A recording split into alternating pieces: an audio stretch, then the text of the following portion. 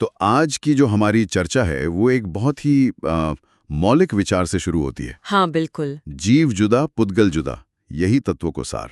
मतलब आत्मा अलग है और पदार्थ अलग। बिल्कुल, और इसी भेद को समझना शायद यही हर दर्शन का निचोड़ है।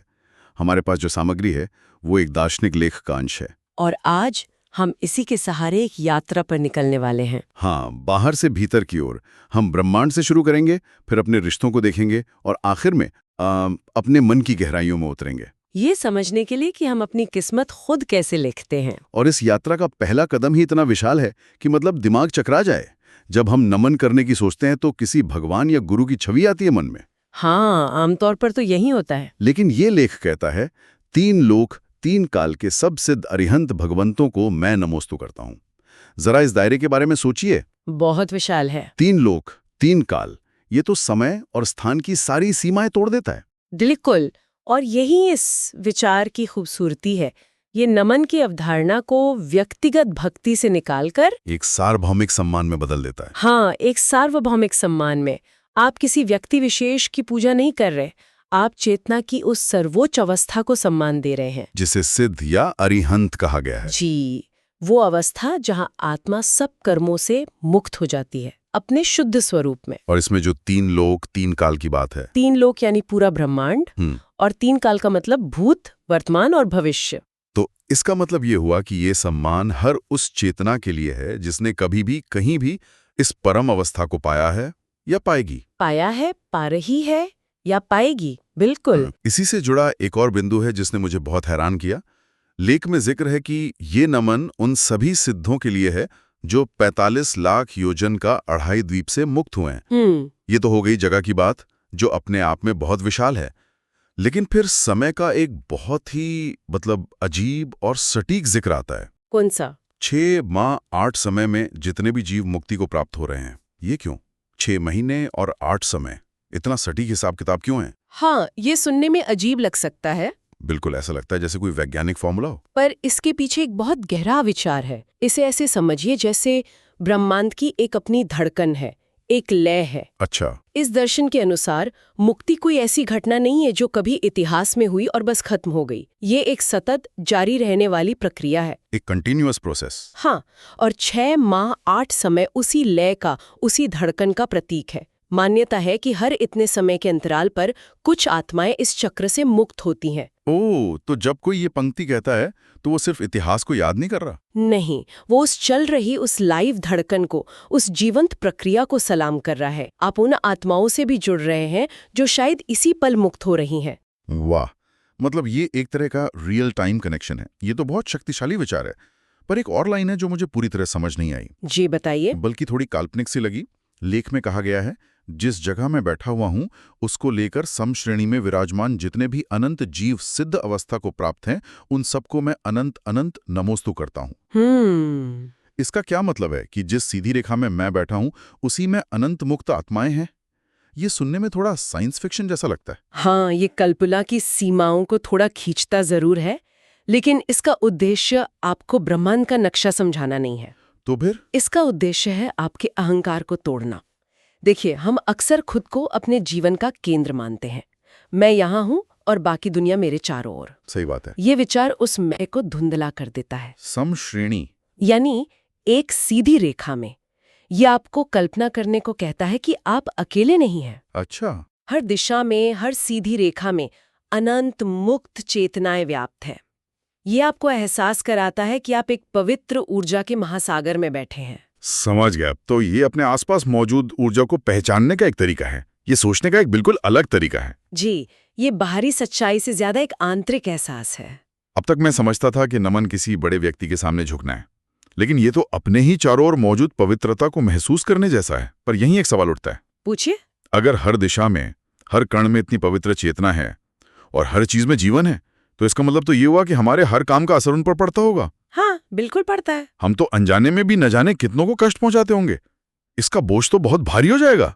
तो फिर इसका क्या हाल है? आपने बिल्कुल सही नस पकड़ी है, और शायद इसीलिए इस यात्रा का अगला पड़ाव क्षमा है। अच्छा। जब आपको ये एहसास होता है कि आपका अस्तित्व अकेले नहीं है, तो जिम्मेदारी का भाव आता है और उसी जिम्मेदारी से क्षमा का जन्म होता है। और लेख में भी इसकी शुरुआत बहुत व्यावहारिक स्तर पर होती है।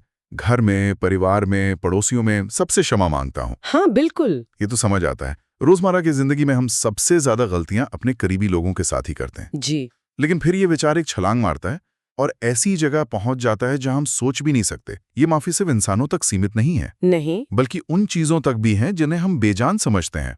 मतलब पृथ्वी, पानी, आग, हवा, पेड़ पौधे, इन सब से क्षमा। हाँ, इन सब से। जल या वायु से कोई क्षमा क्यों मांगेगा? क्योंकि यहाँ अहिंसा की अवधारणा अपने चरम पर है। हमारे लिए अहिंसा का मतलब है किसी को जान से न मारना। हाँ, लेकिन यह दर्शन इसे बहुत सूक्ष्म स्तर पर ले जाता है। ये मानता है कि हर तत्व में एक जीवन ऊर्जा है। हर तत्व में? हाँ, जब हम चलते हैं तो पृथ्वी को कष्ट होता है, जब हम पानी उबालते हैं तो जल में मौजूद जीवों को, हम अपनी जिंदगी जीने के लिए भी अनजाने में अनगिनत जीवों को पीड़ा पहुंचाते हैं। तो ये क्षमा याचना उस अनजाने में हुई हिंसा के प्रति एक गहरी जागरूकता है और जिम्मेदारी का भाव है। यह स्वीकार करना है कि हमारा अस्तित्व दूसरों पर प्रभाव डालता है और उस प्रभाव के लिए हम विनम्रता से क्षमा मांग रहे हैं। लेकिन ये व्यावहारिक रूप से कैसे काम करता है? मतलब क्या हम पानी का उपयोग करना या चलना फिरना बंद कर दें? नहीं, ये तो असंभव है। तो फिर ये सिर्फ एक मानसिक अभ्यास है? ये बहुत अच्छा सवाल है। इसका मतलब जीवन को रोकना नहीं बल्कि जागरूकता के साथ जीना है। यह एक मानसिक और भावनात्मक शुद्धि की प्रक्रिया है। अच्छा। जब हम हर तत्व से क्षमा मांगते हैं तो हमारे अंदर उनके प्रति सम्मान और करुणा का भाव पैदा होता है। फिर हम पानी बर्बाद नहीं करेंगे, हम बेवजह एक पत्ता भी नहीं तोड़ेंगे। मतलब हमारा व्यवहार बदल जाता है। बिल्कुल। ये एक तरह का आध्यात्मिक इकोलॉजी है और इसका एक मनोवैज्ञानिक फायदा भी है। जब आप सबसे क्षमा मांगते हैं और ये भावना करते हैं कि वो सभी मुझे क्षमा करें, तो आप अपने मन पर पड़े हर तरह के बोझ को हल्का कर देते हैं। ये बहुत गहरा विचार है। तो पहले हमने नमन के जरिए ब्रह्मांड से जुड़ना सीखा, फिर क्षमा के जरिए हर जीव से अपने रिश्ते को ठीक किया। लेकिन सबसे मुश्किल रिश्ता तो शायद खुद से होता है। सही कहा। खासकर जब हमारे साथ कुछ बुरा होता है तो पहली प्रतिक्रिया होती है किसी और को दोष देना। उसकी वजह से ऐसा हुआ, किस्मत ही खराब है। हाँ, ये बहुत स्वाभाविक है। ये दर्शन इस बारे में क्या कहता है? यहीं पर ये यात्रा अपने सबसे गहरे और सबसे चुनौतीपूर्ण पड़ाव पर पहुंचती है। कर्म के सिद्धांत पर। हाँ, कर्म के सिद्धांत पर। और लेख की एक पंक्ति है जो इस पूरी बहस को पलट देती है। कौन सी? कोई भी जीव दूसरे प्राणी को सुखी दुखी करने में समर्थ नहीं है। सभी जीव अपने द्वारा बनाए जो कर्म है उन्हीं को भोगते हैं। ये पढ़ना और सुनना एक बात है, लेकिन इसे सच में मानना बहुत बड़ी बात है। इसका सीधा मतलब है कि मेरे सुख या दुख का रिमोट कंट्रोल किसी और के हाथ में नहीं, मेरे ही हाथ में है। ये बात तो हिला देती है, क्योंकि ये जिम्मेदारी पूरी तरह से हमारे कंधों पर डाल देती है। जी। लेकिन फिर उन हालातों का क्या जो हमारे नियंत्रण से बिल्कुल बाहर लगते हैं? मान लीजिए सड़क पर चलते हुए कोई आकर मेरा अपमान कर दे, इसमें मेरी क्या भूमिका है? यहीं पे कर्म के सिद्धांत को ठीक से समझना जरूरी है और लेख इसके लिए दो बहुत काम के शब्द देता है, प्रारब्ध और टकरार। बिल्कुल। आपका जो उदाहरण है कि कोई आकर आपका अपमान करता है, तो ये जो घटना हुई ये आपका प्रारब्ध है। अच्छा, तो ये प्रारब्ध है। हाँ, ये अतीत में किए गए किसी कर्म का फल है जो अब आपके सामने आया है। इस घटना पर आपका कोई नियंत्रण नहीं है, ये होनी ही थी। ठीक है, तो घटना हुई, वो प्रारब्ध है। फिर टकरार क्या है? टकरार है उस घटना पर आपकी प्रतिक्रिया, मेरा रिएक्शन। हाँ, आपका रिएक्शन। जब अपमान हुआ तो क्या आपने गुस्से से प्रतिक्रिया दी? क्या आप दुखी हो गए? क्या आपने मन में बदला लेने की ठान ली? ये सब टकरार है। और यहीं पे सारा खेल है। बिल्कुल। और यहीं पर इस दर्शन का सबसे क्रांतिकारी संदेश छिपा है। कर्म का सिद्धांत एक ताले और चाबी जैसा है। ताले और चाबी? हाँ, प्रारब्ध वो ताला है जो आपके अतीत के कर्मों की वजह से लग चुका है, आप उसे नहीं बदल सकते। लेकिन टकरार के प्रति आपकी वर्तमान प्रतिक्रिया वो चाबी है जो इसी पल आपके हाथ में है। वाह। अब ये आप पर है कि आप उस चाबी से क्या करते हैं। आप चाहें तो गुस्से की प्रतिक्रिया देकर उसी पुराने ताले से एक और नया ताला बना सकते हैं जो भविष्य में खुलेगा। बिल्कुल। या फिर आप शांत रहकर साक्षी भाव से उस स्थिति को देखकर उस चक्र को वहीं रोक सकते हैं। वाह, ये कमाल का नजरिया है। मतलब घटना हमारे हाथ में नहीं, पर उस घटना की कहानी जो हम अपने मन में बनाते हैं, जो भावनात्मक प्रतिक्रिया हम देते हैं, वो पूरी तरह हमारे हाथ में है और वही हमारा भविष्य तय करती है। बिल्कुल। ये तो हमें लाचार नहीं बल्कि बहुत शक्तिशाली बनाता है। और लेख की अगली पंक्ति शायद इसी की पुष्टि करती है। जब कर्म अपने परिणाम से बांधे हैं तो हम अपने परिणाम से काट भी सकते हैं। हाँ, यहाँ परिणाम शब्द का क्या मतलब है? यहाँ परिणाम का मतलब सिर्फ नतीजा या रिजल्ट नहीं है। यहाँ इसका गहरा अर्थ है हमारे भाव, हमारी नियत, हमारे इरादे, हमारी इंटेंशन। हाँ, इंटेंशन। हमने जो भी कर्म बांधे थे वो किसी ना किसी भाव या नियत से बांधे थे, तो हम उन्हें अपनी आज की नियत या भावों से काट भी सकते हैं या उनके असर को कमजोर कर सकते हैं। बिल्कुल।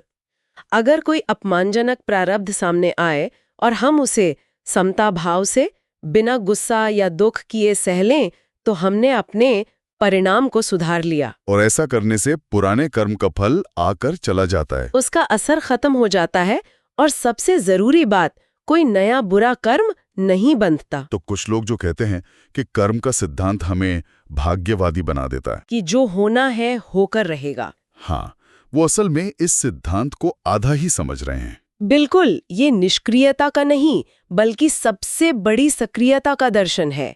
ये बाहरी सक्रियता से ज्यादा आंतरिक सक्रियता पर जोर देता है। मतलब बाहर की लड़ाई लड़ने से पहले अपने अंदर की प्रतिक्रियाओं की लड़ाई जीतो। हाँ, क्योंकि असली खेल तो वहीं चल रहा है।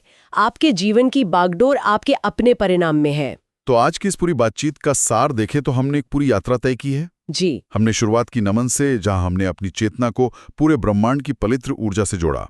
फिर हम क्षमा पर आए, जहां हमने हर जीवित तत्व के साथ अपने संबंधों में सामंजस्य लाने की कोशिश की। और अंत में हम कर्म के सिद्धांत पर पहुंचे, जिसने हमें बताया कि बाहरी दुनिया में जो भी हो रहा है उसके प्रति हमारी आंतरिक प्रतिक्रिया ही हमारी असली शक्ति है, और वही हमारे भविष्य का निर्माण करती है। ये हमें परिस्थितियों का शिकार नहीं बल्कि अपने भाग्य का निर्माता बनाता है। एकदम सही। ये एक संपूर्ण जीवन दृष्टि है जो बाहर से शुरू होकर आपके अपने मन के केंद्र में समाप्त होती है। और ये हमारे श्रोताओं के लिए एक बहुत गहरा विचार जोड़ जाती है। क्या? लेख के अनुसार हम अपने परिणाम यानी अपने इरादों से पुराने कर्मों के असर को भी बदल सकते हैं। तो सोचने वाली बात यह है, अगर हमारे आज के अनुभव, चाहे वे सुखद हों या दुखद, सिर्फ हमारे अतीत के कर्मों की एक गूंज हैं, तो हमारे वर्तमान परिणाम में ऐसा कौन सा एक छोटा सा बदलाव हो सकता है जो भविष्य में बनने वाले हमारे कर्मों की दिशा पूरी तरह से बदल दे? बिल्कुल। शायद वो बदलाव सिर्फ गुस्से में 5 सेकंड चुप रह जाने में हो, या किसी के प्रति एक नकारात्मक विचार को मन में ही रोक लेने में। वो एक छोटा सा चुनाव क्या हो सकता है?